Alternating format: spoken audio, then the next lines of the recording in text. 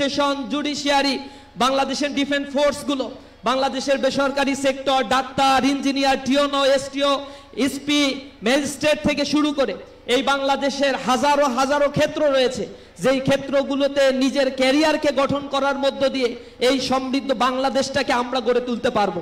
আমাদের দেশের সবচেয়ে বড় দৈন্যতা এবং দুর্বলতা হচ্ছে সৎ এবং দক্ষ দেশপ্রেমিক নাগরিকের এই দেশে চরম ক্রাইসিস রয়েছে।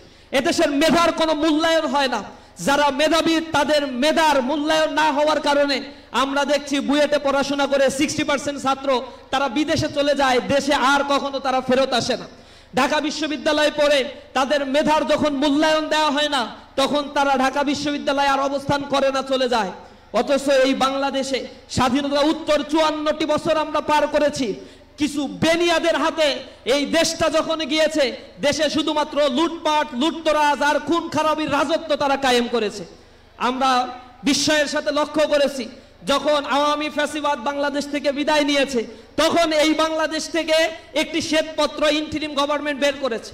সেখানে তারা লিখেছে 240 বিলিয়ন ডলার এই বাংলাদেশ থেকে শুধুমাত্র পাচার হয়ে গিয়েছে।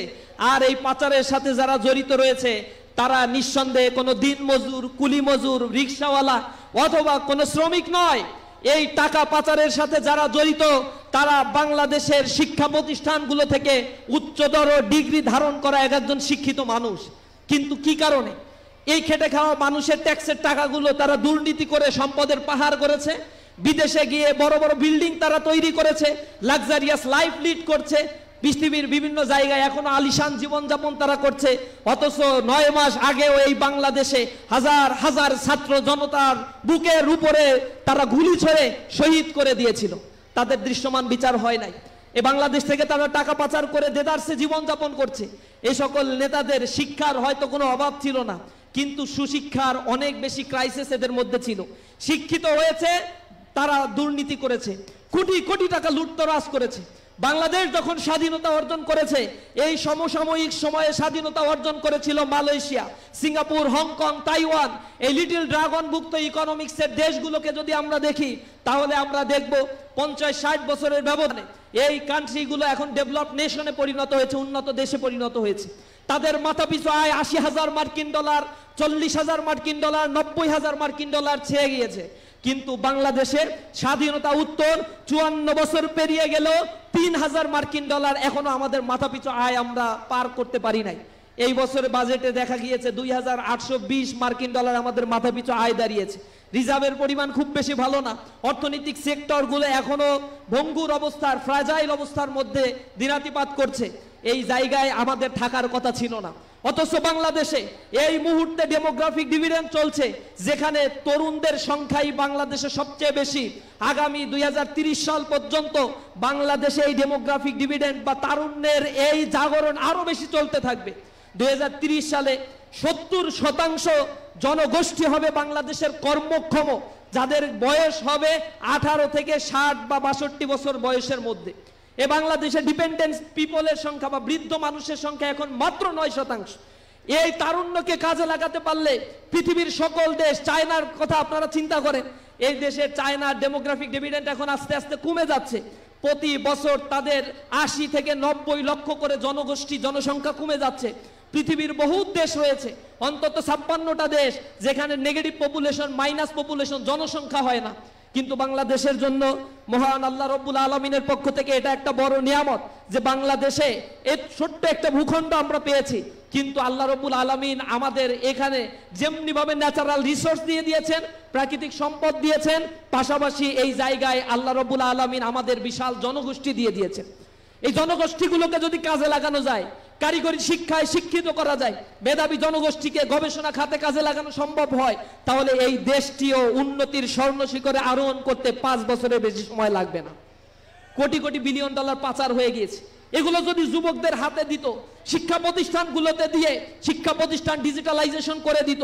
যারা লেখাপড়া করতে পারছে না, উপানুষ্ঠানিক এবং অনানুষ্ঠানিক বৃত্তি প্রকল্প চালু করে এখানে যদি শিক্ষার্থীদের প্যাট্রোনাইজ করা যেত, গ্রাম অঞ্চল প্রত্যন্ত অঞ্চলগুলোর শিক্ষা প্রতিষ্ঠানগুলোকে যদি ডিজিটালাইজেশন ফরম্যাটে নিয়ে এসে শিক্ষার আধুনিকায়নের মধ্য দিয়ে গ্রামের এই প্রজন্ম, এই মেধাবীদেরকে তুলে নিয়ে আসা সম্ভব ছিল, তাহলে এই দেশটা উন্নতির আরো উচ্চ জায়গায় আরোহণ করতে পারত। কিন্তু আশ্চর্য, আমরা এটা দেখি নাই। এরকম মেধাবীরা যারা সিঙ্গেল ডিজিট অর্জন করছে, লেখাপড়া ভালো করছে, জিপিএ 5 পাচ্ছে, বৃত্তি পরীক্ষায় অংশগ্রহণ করে মেধার স্বাক্ষর রাখছে, এদের সংবর্ধনা দেয়া অথবা এদের মেধার পরিচর্যা করার দায়িত্ব ছিল এই রাষ্ট্রে। কারণ এই রাষ্ট্রে আমরা এখানে যারা বসা আছি সবাই ট্যাক্সের টাকা দেয়, সেটা ডিরেক্ট ট্যাক্সের টাকা দেয় আর ইনডিরেক্ট ট্যাক্সের টাকা দেয়। আমরা যে ট্যাক্সের টাকা দিয়ে বিলিয়ন বিলিয়ন ডলারের রাজকোষাগার ভর্তি করছি, আর সেই রাজকোষাগারে কিছু লুটতরাজ বেনিয়া সম্প্রদায় ক্ষমতায় যাওয়ার পরে লুটপাটের রাজত্ব তারা কায়েম করছে। জনগণের অধিকার থেকে তারা মানুষকে বঞ্চিত করছে, তরুণ প্রজন্মকে দুর্নীতি শিখাচ্ছে, তরুণ প্রজন্মকে শিক্ষার নামে অনৈতিক কার্যক্রমে লিপ্ত করছে। ক্যাম্পাসগুলোকে মাদকের অভয়ারণ্যে পরিণত করেছিল ফ্যাসিবাদের সময়। হত্যাযজ্ঞ, খুন খারাপি, লুটতরাজ, ধর্ষণের এক স্বর্গরাজ্যে তারা পরিণত করেছিল। আমরা আশা করেছিলাম জুলাই অভ্যুত্থান পরবর্তী এই দেশে একটা কাঙ্ক্ষিত পরিবর্তন আমরা লক্ষ্য করতে পারবো। ক্যাম্পাসগুলোতে আমরা মেধাবীদের পদচারণায় মুখরিত দেখতে পাবো, আমরা প্রতিটি স্কুল কলেজের শিক্ষা ব্যবস্থার ধারাবাহিক একটা পরিবর্তন দেখতে পাবো। কিন্তু ইন্টিরিম গভর্নমেন্টের এই পদক্ষেপে আমরা হতাশ হয়েছি। তারা শিক্ষা সংস্কার কমিশন এখনো গঠন করতে পারে নাই। উচ্চ মাধ্যমিক, মাধ্যমিক শিক্ষা ক্ষেত্রে যে বরাদ্দ দেওয়ার কথা ছিল, এই বরাদ্দের পরিমাণ কাঙ্ক্ষিত পর্যায়ে আমরা পাইনি। ইসলামী ছাত্র শিবিরের পক্ষ থেকে বিগত 10-15 বছর ধরে বা ধারাবাহিকভাবে বলা হচ্ছে বাংলাদেশের টোটাল জিডিপির 6% অবশ্যই শিক্ষা খাতে বরাদ্দ দিতে হবে। বাংলাদেশের টোটাল বাজেটের 20% শিক্ষা খাতে বরাদ্দ দিতে হবে। যদি এ জাতির উন্নতি করতে হয় তাহলে এ জাতির তরুণ প্রজন্মকে শিক্ষিত, দক্ষ মানব সম্পদে তাদেরকে পরিণত করতে হবে। কিন্তু আমরা সেই জায়গায় পদক্ষেপ নিতে দেখছি না। আমরা আরো অবাক হয়েছি যখন বাংলাদেশে অনার্স মাস্টার্স পাস করার পরে 30-40 হাজার বেকার যুবক সার্টিফিকেট নিয়ে ঘুরে বেড়ায়, অথচ এই সরকার তাদেরকে চাকরি দিতে পারে না। তখন শিক্ষার উপর থেকে মানুষের আস্থা দিনে দিনে কমে যায়। আর যখনই একটা জাতির শিক্ষার উপর থেকে আস্থা কমে যায়, সে জাতিকে গোলামির জিনজিরে আবদ্ধ করে রাখা সহজ হয়। এ বাংলাদেশ সহ এই উপমহাদেশের ইতিহাস যদি বিশ্লেষণ করেন তাহলে আপনারা দেখতে পাবেন এই বঙ্গপ্রদেশে মুসলিম সালতানাতের ইতিহাসের পরে 550 বছর মুসলমান যখন শাসন করেছিল, এই উপমহাদেশের মানুষেরা ছিল বর্বর, শিক্ষিত ছিল না, সভ্যতার নাম পালাই তাদের ভিতরে ছিল না। এরপরে এখানে মুসলমানরা মক্তবের শিক্ষা, স্কুল, প্রাতিষ্ঠানিক শিক্ষা ব্যবস্থা তারা চালু করে এখানে প্রায় 82,000 মক্তব তারা প্রতিষ্ঠা করেছিল, যেখানে হাজার হাজার লক্ষ লক্ষ মানুষ শিক্ষা অর্জন করে সমাজ ব্যবস্থায় তারা অবদান রেখেছিল। কিন্তু ব্রিটিশরা যখন এই অঞ্চলে মুসলমানদের কাছ থেকে দখল করে নিল, এরপরে টানা 100 বছর মক্তবের শিক্ষা তারা ধ্বংস করেছে এবং 100 বছর এই শিক্ষা প্রতিষ্ঠানগুলোকে কোনো পরিচর্যা এবং কোনো শিক্ষার কাঠামো তারা গড়ে তোলে নাই। তারা চেয়েছিল এই বঙ্গপ্রদেশের মানুষগুলোকে তাদের অধীনস্থ, কেনা গোলাম আর দাসে পরিণত করতে হবে, এবং তারা সেটাকে সফল হয়েছিল।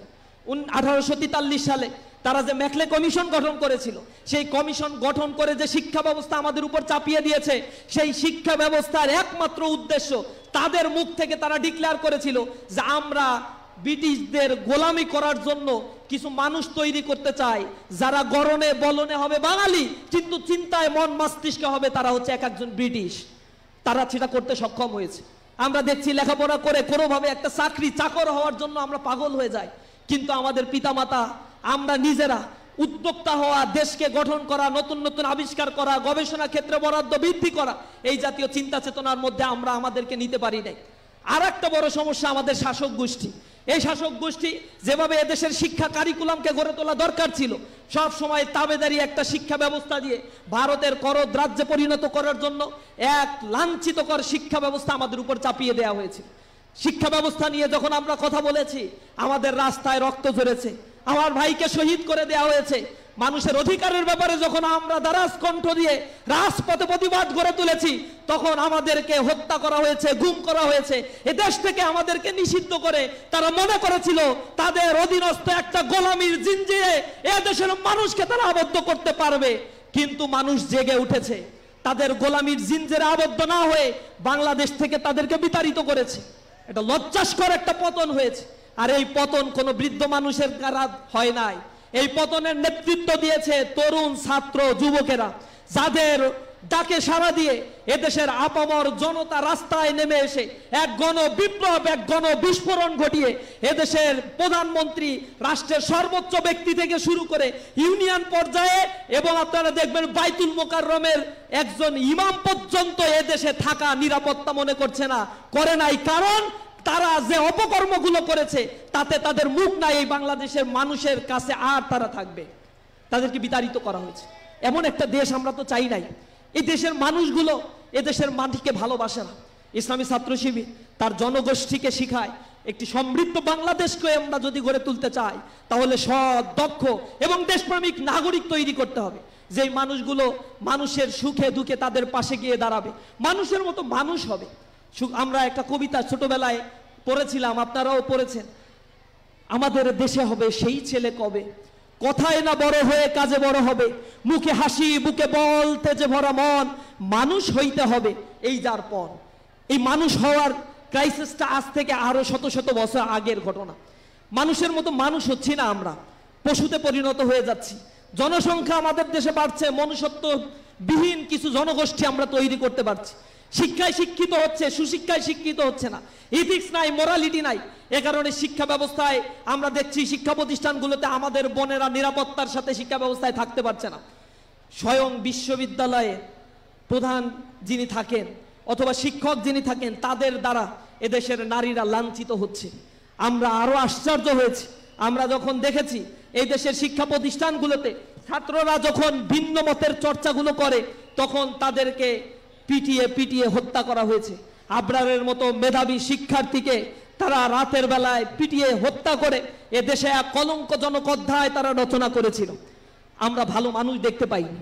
এ কারণে মানুষের ব্যাপারে আমরা বলে থাকি, আপনারা জানেন যে আমরা বলি যে তুই মানুষের মতো মানুষ হ। এটা কেন বলে? গরু ছাগলের ক্ষেত্রে কেউ বলে না তুই গরুর মতো গরু হ, ছাগলের মতো ছাগল হ। কারণ গরু ছাগল প্রাণীর যা করা দরকার তারা ঠিক সেই কাজটা করে, কিন্তু মানুষই হচ্ছে একটা প্রাণী যে তার যা করা দরকার সেই কাজটা তারা করে না। এজন্য তাকে শিক্ষিত হতে হয়, তাদের একাডেমিক্যালি এক্সিলেন্সি হতে হয়, পারিবারিক শিক্ষায় শিক্ষিত হতে হয়, মানুষের সাথে মিশে ব্যবহার বিধি শিখতে হয়। আমরা আমাদের শিক্ষা ব্যবস্থার ক্ষেত্রে এই জিনিসটা ইথিক্স এবং মোরালিটির অনেক বেশি গ্যাপ দেখেছি, যার ফলশ্রুতিতে আমরা অবাক হয়ে দেখি ইউনিভার্সিটি থেকে পাশ করে এই দেশে দুর্নীতির সাথে জড়িত হচ্ছে। এদেশের ডিসিএসপি ম্যাজিস্ট্রেট যারা হচ্ছে তাদের নামে বিলিয়ন বিলিয়ন ডলার পাচার করার অভিযোগ রয়েছে। এই দেশের আমরা বড় বড় প্রতিষ্ঠানগুলোতে যখন যাই, জুডিশিয়ারিতে বলেন, অ্যাডমিনিস্ট্রেশনে বলেন, এই জায়গাগুলোতে কাউকে চাকরি করতে গেলে 20 লক্ষ 30 লক্ষ টাকা একটা কনস্টেবলের চাকরিতে পর্যন্ত ঘুষ দিতে হয়। আমরা অবাক হয়ে যাই।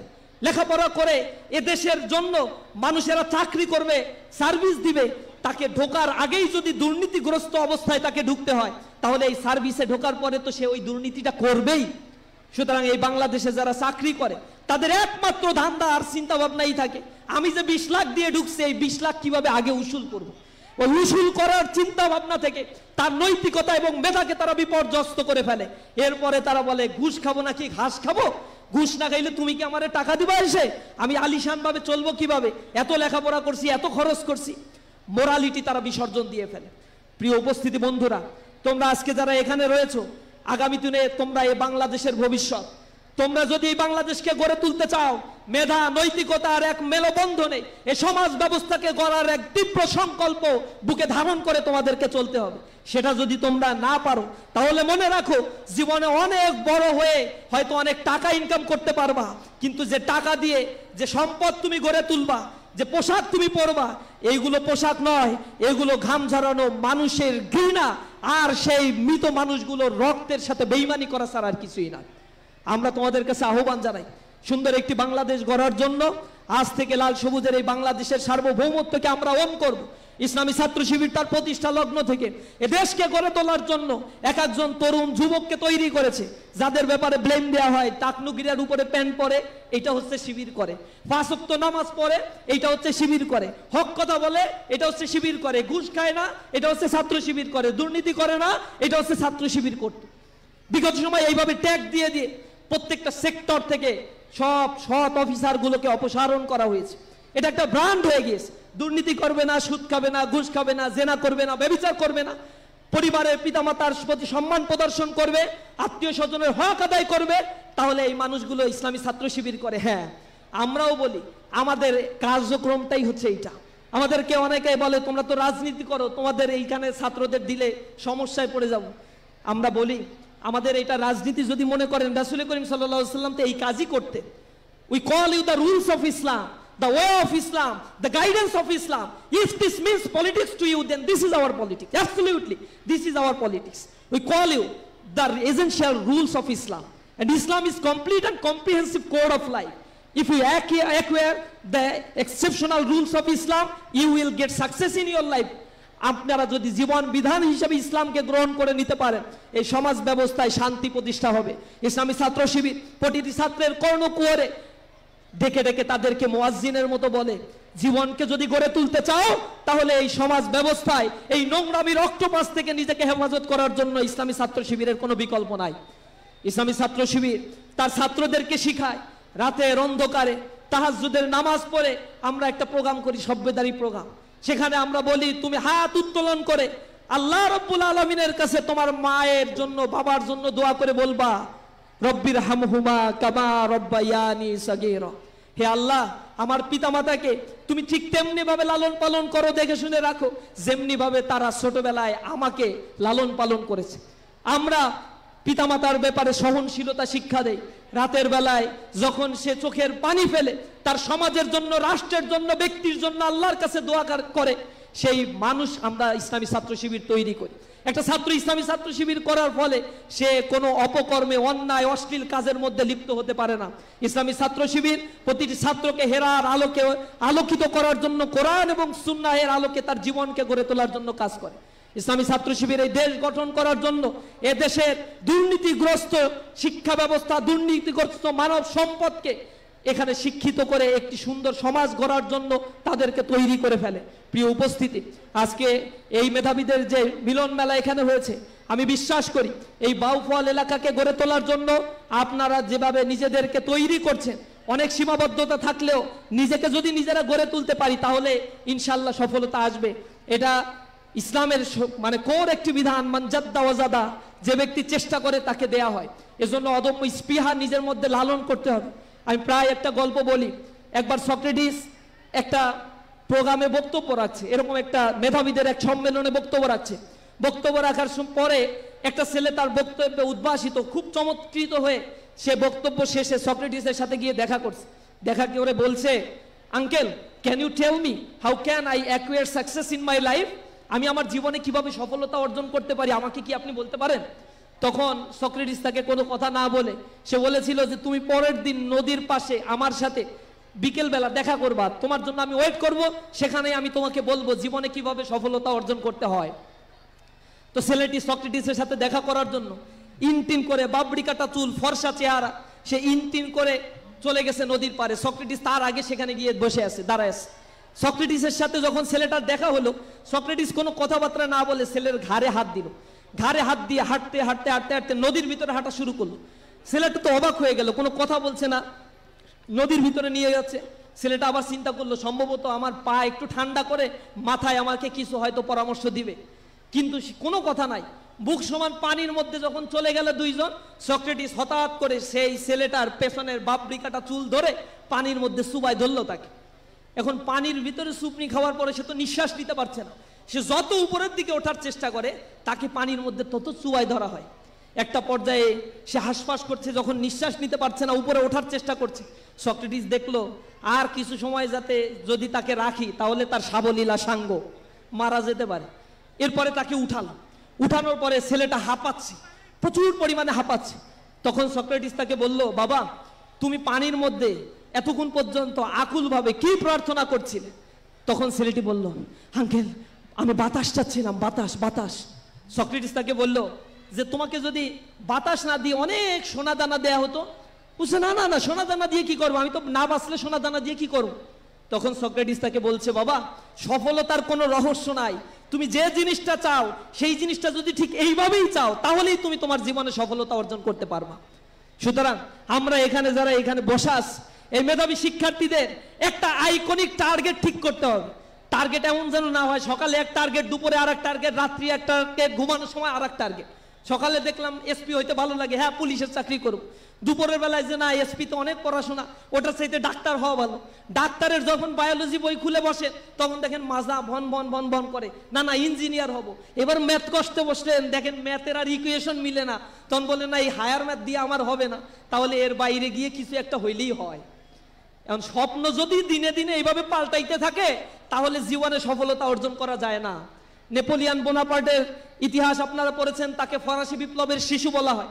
নেপোলিয়ান একদিন ছোটবেলায় 13-14 বছর বয়স, স্কুলে পড়ে, বাজারের ভিতর থেকে একদিন হাঁটছে, হাঁটতে হাঁটতে দেখেন একজন জ্যোতিষী হাত দেখে দেখে মানুষের ভবিষ্যৎ বলে দিচ্ছে। তখন নেপোলিয়ান ভিড় ঠেলে গিয়ে বলছে, আঙ্কেল আঙ্কেল আমার হাতের রেখাটা একটু দেখে বলেন তো আমি আমার জীবনে সফলতা অর্জন করতে পারবো কিনা। তখন তার হাতের রেখাগুলো জ্যোতিষী দেখে বলছে যে না বাবা, তোমার হাতের রেখা এখান থেকে বাঁকা, যদি এটা সোজা হইতো তাহলে তোমার জীবনে তুমি সফলতা অর্জন করতে পারতা। তখন সে ওইখান থেকে বের হয়ে গিয়ে কাছে কিছু টাকা ছিল, সেটা দিয়ে একটা ব্লেড কিনে এরপরে হাতের রেখা ধরে টেনে সোজা বানায় ফেলছে। এরপরে ফিনকি দিয়ে যখন রক্ত বের হচ্ছে আর এক আঙুল দিয়ে এটা থাম দিয়ে এখানে ঠেসে ধরে তারপরে আবার সেই জ্যোতিষীর কাছে গেছে, ভিড় ঠেলে গিয়ে বলছে আঙ্কেল আঙ্কেল বলেন তো এইবার আমি আমার জীবনে সফলতা অর্জন করতে পারবো কিনা।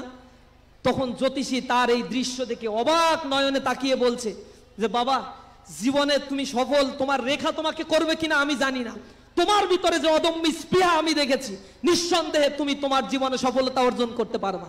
পৃথিবীর ইতিহাস সাক্ষী, নেপোলিয়ান বোনাপার্ট ফরাসি বিপ্লবের শিশু বলা হয়, যেখানেই সে গিয়েছে এই তরুণ যুবক সেখানেই এক একটা বিপ্লব সংগঠিত করতে সক্ষম হয়েছে।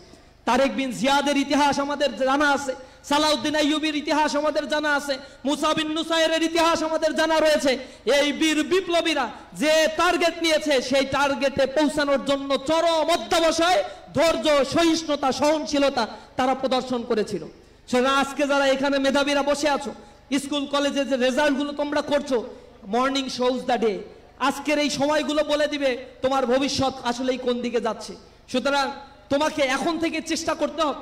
আইনস্টাইনের একটা বক্তব্য রয়েছে, সে বলেছেন life is like riding a bicycle, to keep your balance you must keep moving.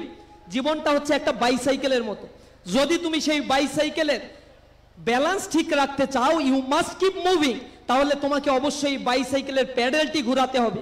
যদি তুমি তোমার বাইসাইকেলের প্যাডেল না ঘুরাও তাহলে তোমার বাইসাইকেল কখনো সরল রেখায় চলবে না, হয়তো ডান দিকে অথবা বাঁ দিকে তুমি কাত হয়ে যাবে।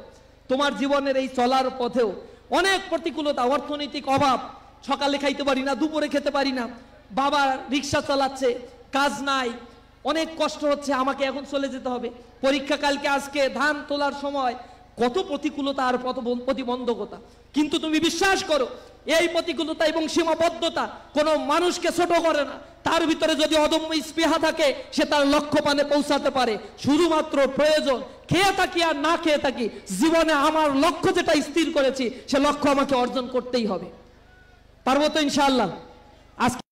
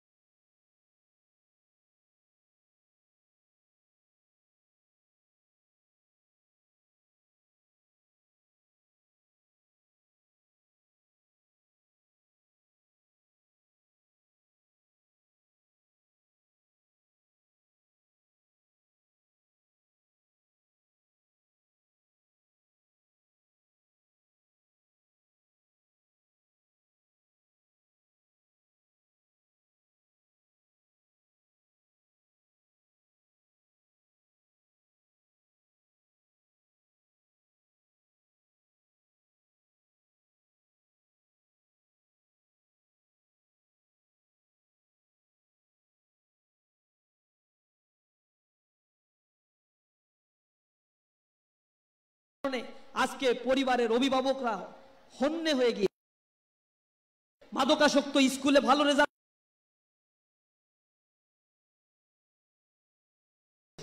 প্রেম করছে, অশ্লীল কাজ করছে, মা বাবা চোখের পানি ফেলে, বাবা মাকে প্রহার করে নেশার টাকা না দেওয়ার কারণে।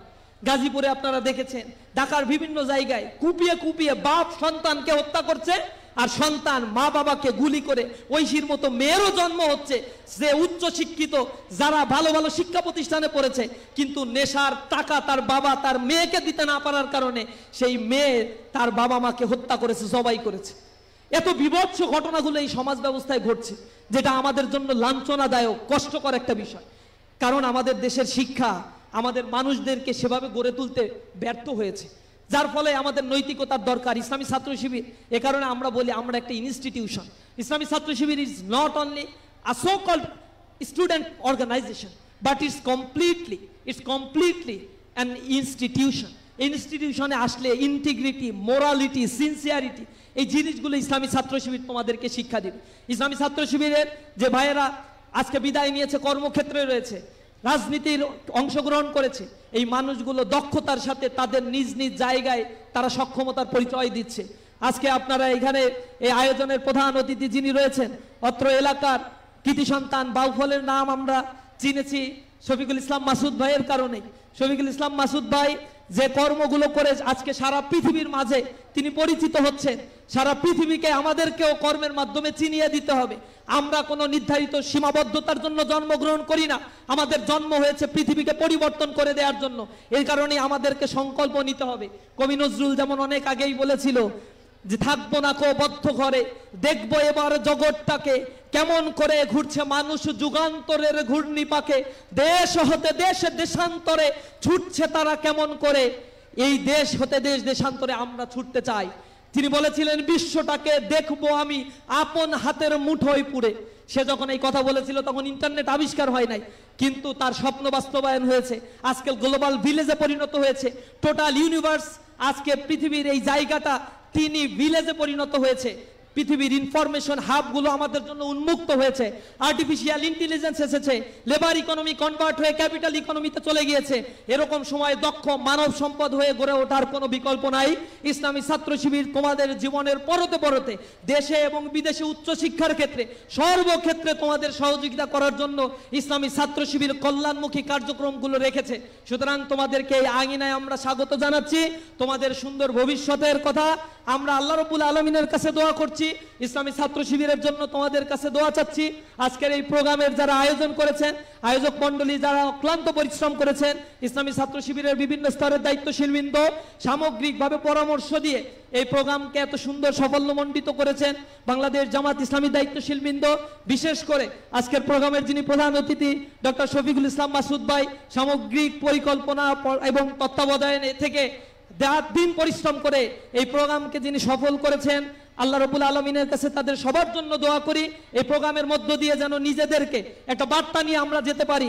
আমরা সীমাবদ্ধতার মধ্যে থাকবো না, আমরা নিজেকে এক্সপ্লোর করব, আমাদের দৃষ্টিভঙ্গিকে আমরা পাল্টাবো।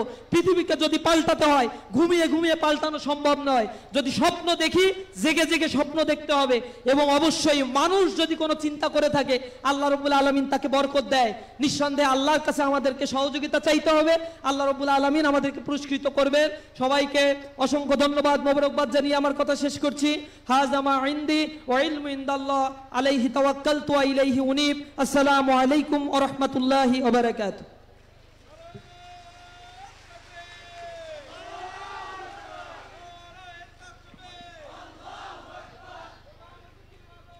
আসসালামু আলাইকুম ওয়া রাহমাতুল্লাহি ওয়া বারাকাতুহু। দেখি সবাই একটু হাত তুলি তো, সবাই সবাই ঠিক আছি আমরা? সবাই একটু আলহামদুলিল্লাহ বলে, আলহামদুলিল্লাহ। আর একবার বলে আলহামদুলিল্লাহ, আর একবার। যদি আজকে বেশি বৃষ্টি হইতো তাহলে তো আমাদের মন খারাপ থাকতো, তাই বৃষ্টির চেয়ে একটু গরম আছে, তাও তো আমরা থাকতে পারতেছি। আমরা খালি আল্লাহর কাছে দোয়া করছি আল্লাহ বৃষ্টিটা যেন না হয়, আমাদের বাচ্চারা আমাদের অভিভাবকরা যেন কষ্ট না পায়। এই জন্য একটু কষ্ট হচ্ছে, তারপর আল্লাহ শুকরিয়া যে আল্লাহ তাআলা এতটুকু ভালো রেখেছেন। আমাদের এখন দুইজন ছাত্র, একজন ছাত্র একজন ছাত্রীর কাছে আমি একটু আগে বলে নেই, আমাদের ছাত্রছাত্রী যারা আছে তারা তোমরা বসে থাকবা। আমাদের আরো দুটো প্রোগ্রাম আছে, প্রোগ্রাম আমাদের আরো দুইজন বুয়েটের এবং আমাদের আরেকজন মিশরের আল আজহার ইউনিভার্সিটি থেকে আসছেন, তিনি তোমাদের উদ্দেশ্যে কথা বলবেন। আমরা আমাদের শিবিরের সেক্রেটারি জেনারেল হাত দিয়ে দুজনকে, একজন স্কুল ছাত্র আর একজন স্কুল ছাত্রীকে আমরা আপাতত দুটো ক্রেস্ট দেব। আর বাকি তোমাদের বসা অবস্থায় সকল ছাত্রছাত্রীদের হাতে আমাদের কয়েক হাজার ক্রেস্ট আছে আলহামদুলিল্লাহ। তোমরা বসা অবস্থায় তোমাদের হাতে পৌঁছবে এবং কিছু ছবি আমরা এখানে তুলব, সেই জন্য তোমরা সবাই বসে থাকবে। আর পরবর্তীতে এটা একটু আগাম বলে রাখি, আমাদের অভিভাবিকা মণ্ডলী যারা আছেন, আপনাদের সন্তানদের যাতে কষ্টটা অপেক্ষাকৃত কম হয়, পুরা কষ্ট তো আর দুনিয়াতে শেষ করা যায় না, আমরা তাদের জন্য দুপুরে একটু খাবারের ব্যবস্থা করেছি, একটু নাস্তার ব্যবস্থা করেছি, সেটাও আমরা বসা অবস্থায় আপনাদের হাতে পৌঁছাবো। আমরা অভিভাবক শিক্ষক মণ্ডলীকে শুধু অনুরোধ করব, আমরা আপনাদের বাচ্চাদের কষ্টটুকু লাঘব করার জন্য শুধু তাদের জন্য আমরা আয়োজন করেছি, তাদেরকে আমরা সেই খাবারটুকু গ্রহণ করার জন্য অনুরোধ করব। অভিভাবকরা আমাদের সেই বাচ্চাকে খাওয়াই দেওয়ার দায়িত্ব, শিক্ষকরা আমরা যারা আসছি আমাদের সন্তানদেরকে সেটা খাওয়াই দেওয়ার দায়িত্বটা পালন করব। সেই সময় আমাদের মনোজ্ঞ সাংস্কৃতিক অনুষ্ঠান হবে ইনশাআল্লাহ। এখন আমরা দুজন, একজন ছাত্র একজন ছাত্রীর হাতে শিবিরের সেক্রেটারি জেনারেল এক ক্রেস্ট তুলে দেবেন, বাকি ক্রেস্ট আমরা তোমাদের হাতে পৌঁছে দিয়ে ওখানে তোমাদের ছবি তোলা হবে ইনশাআল্লাহ। আমি সম্মানিত প্রধান অতিথিকে মঞ্চে আহ্বান জানাচ্ছি, প্রধান বক্তা, একই সাথে আজকের এই প্রোগ্রামের অন্যতম বিশেষ অতিথি শহীদ কাফেলার কেন্দ্রীয় কার্যকরী পরিষদের সদস্য ডাক্তার ওসামা রাইয়ান। আমন্ত্রণ জানাচ্ছি পটুয়াখালী জেলা ইসলামী ছাত্র শিবিরের সভাপতি। আমন্ত্রণ জানাচ্ছি অন্যান্য দায়িত্বশীল বৃন্দ যারা মঞ্চে ইতিমধ্যে উপস্থিত হয়েছেন। এ পর্যায়ে পুরস্কার গ্রহণ করার জন্য সকল ছাত্রীদের পক্ষ থেকে এ পর্যায়ে মঞ্চে আসছেন আমাদের ছোট্ট বন্ধু নওরিন জাহান নাজিয়া। উপহার নেওয়ার জন্য মঞ্চে আসছেন নওরিন জাহান নাজিয়া।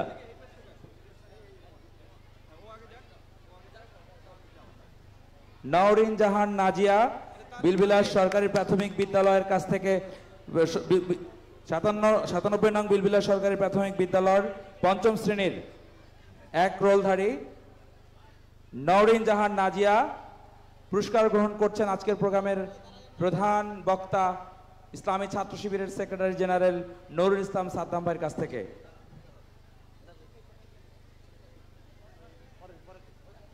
এরপরে আহ্বান জানাচ্ছি রিশাদুল ইসলাম, বাউফল মডেল মাধ্যমিক বিদ্যালয়ের ছাত্র রিশাদুল ইসলামকে পুরস্কার গ্রহণ করার জন্য আমি আহ্বান জানাচ্ছি। পুরস্কার তুলে দিচ্ছেন আজকের প্রোগ্রামের সম্মানিত প্রধান অতিথি জননেতা জনাব ডক্টর শফিকুল ইসলাম মাসুদ ভাই এবং উপস্থিত অতিথিবৃন্দ।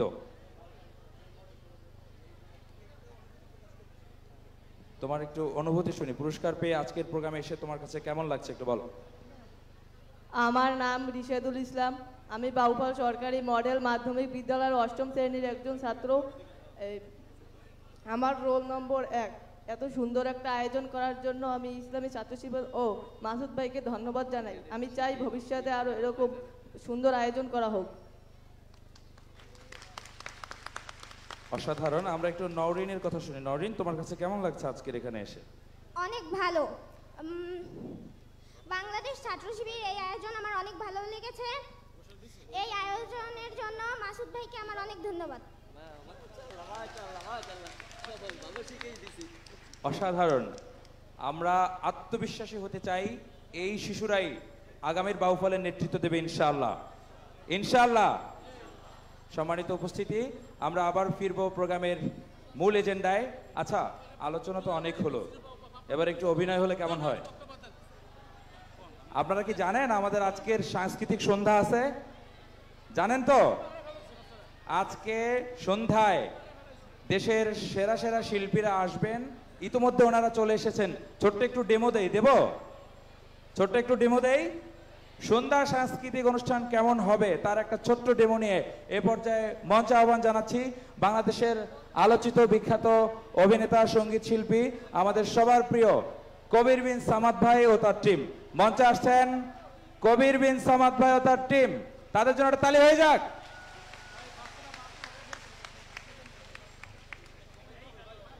মঞ্চে আসতে আসতে আমরা কয়েকটি ঘোষণা রয়েছে। তোমার নাম হলো?